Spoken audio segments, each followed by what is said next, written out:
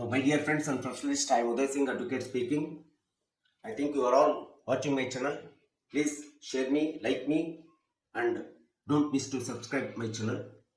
So, today I select the topic in our Indian Constitution, Directive Principles of State Policies. Already I explained the Gandhian principles and socialistic principles, the different categories and kinds of the principles. Now, I would like to explain regarding the general principles of the Directive Principles of State Policy in our Indian Constitution.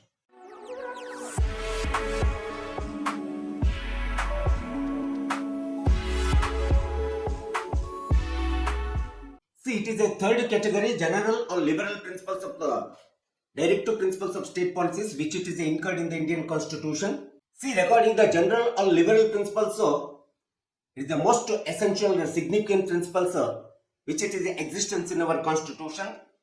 Regarding the first and foremost general principles, the establishment of the Uniform Civil Code.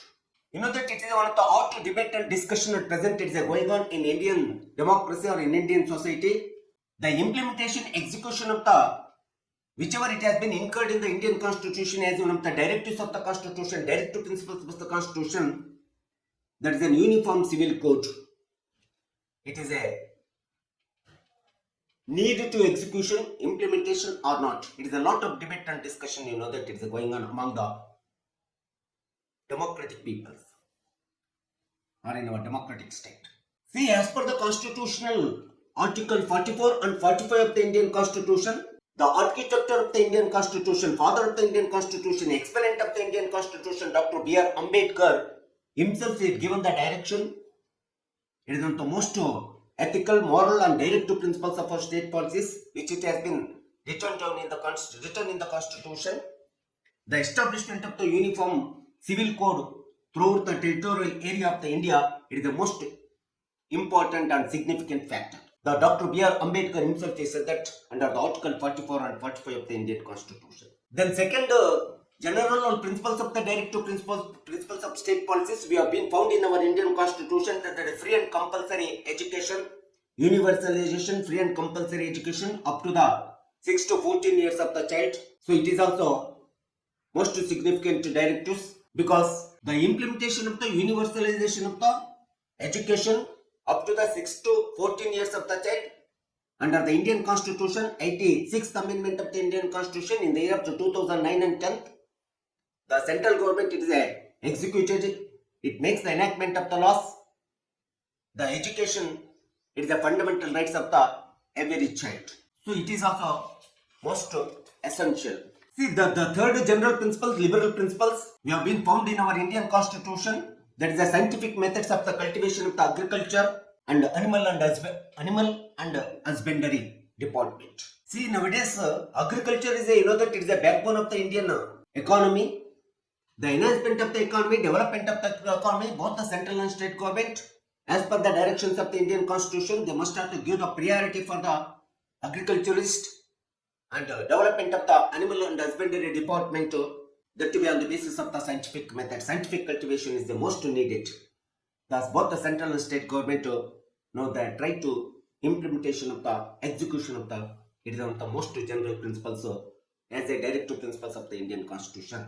Then fourth one is maintenance of the international peace and security, just and honourable relationship between among the nation state. See, maintenance of the international peace and security is required for the establishment of the peace in the world and as well as in the particular nation, and just and honourable relationship maintaining among the nation states is required for us. The interstate relationship it depends upon the understanding of the between among the nation states. Then only we have to be maintain the international peace and security of the state or the world. So it is a most required liberal general principles as a directive principles of state policies, which it is directed by the Indian Constitution. And we have to respect the international law and peaceful settlement of all the disputes, whichever the disputes are the contrary and arbitrary or arbitrations. See, whatever the disputes it will arise, each and every disputes you have to resolve as per the international law, as per the international rules and regulations. We have to respect the international law, every citizens of the state. Along with the national law, we have to respect with the international law Then when we have been give the more respect to the national and international law, the all disputes, it has been resolved on the basis of the peaceful settlement. Even whatever cost of the contrary is there, whatever cost of the arbitrary is there. So these are the general principles, these are the liberal principles. It is a one kind of the category which it is made in the Indian Constitution as a directive principles of state policies under the Article 36 to 51A. These are the different categories of the directive principles of state policies, that is a Gandhian principles, socialistic principles, general or liberal principles.